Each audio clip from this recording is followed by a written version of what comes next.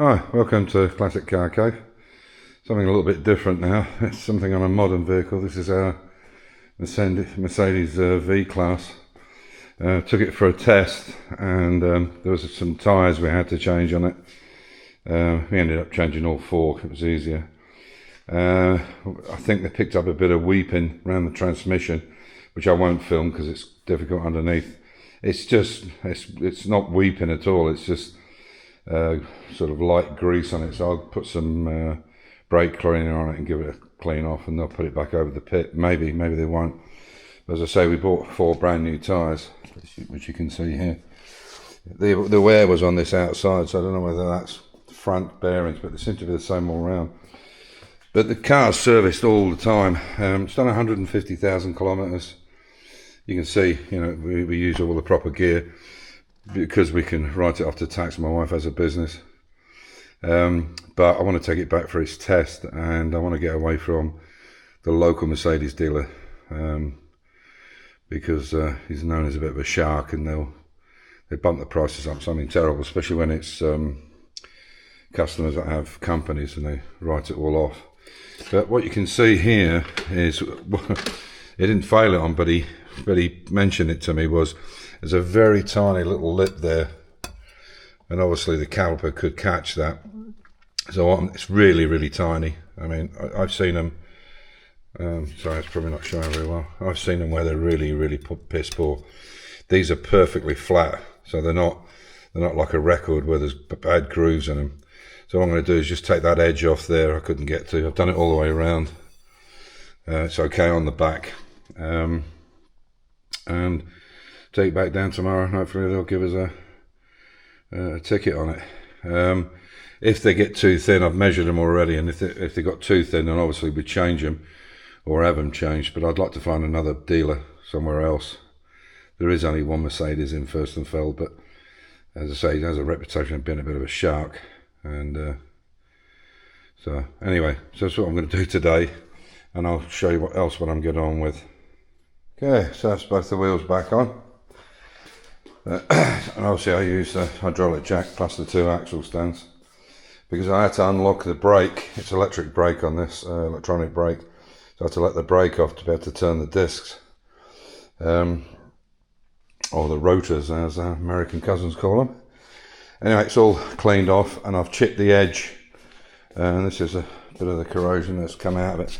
It's just the very edge of the disc, but they do get caked up because the caliper is not catching, unfortunately, and where the pads are, there's just a slight edge.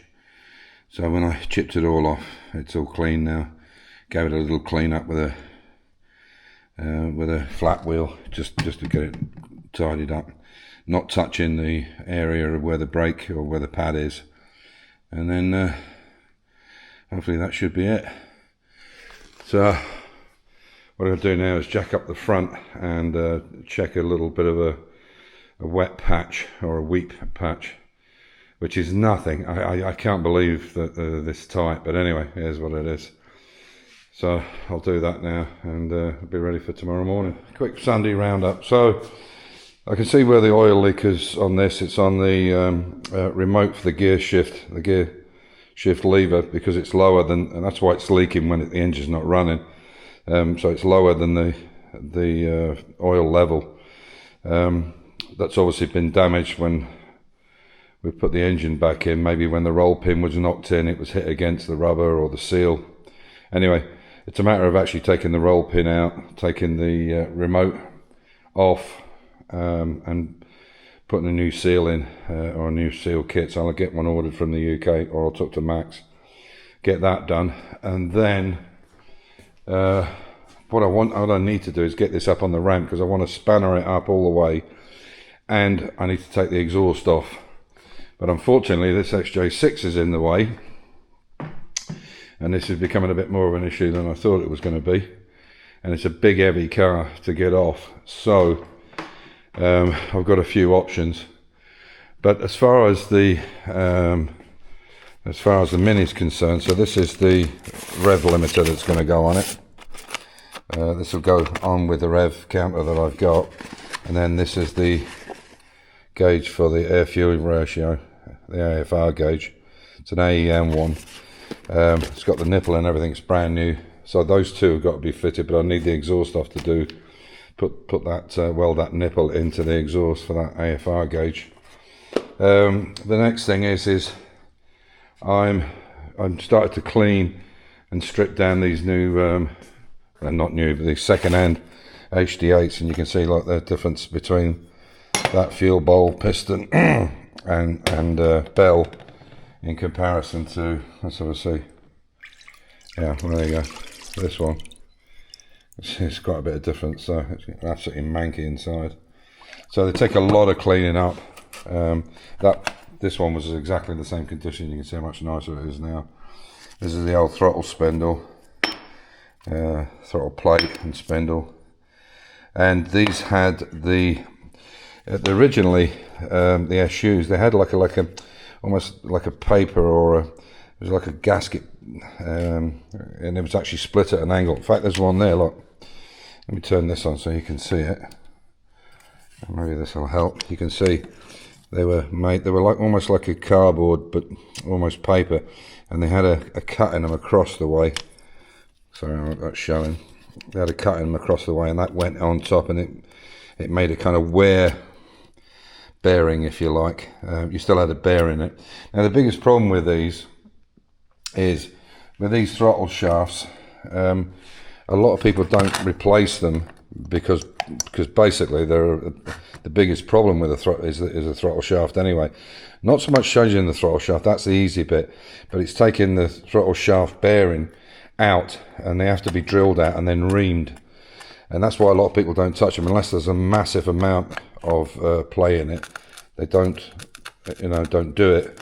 And the sealing system is a little different from the way it used to be. It used to be corks, spring, and a copper bushing that went inside here. now it's a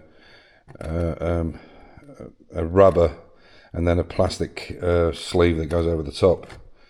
And I can show you that maybe. Let me get my hands clean. Excuse me a second. Sorry, I'm kind of jumping around here a bit, but it's Sunday and I've just finished up my car for its test. So what I'm doing here now is I've taken this out to, it needs to be 9.5 mil, whatever that is in inches or fractions.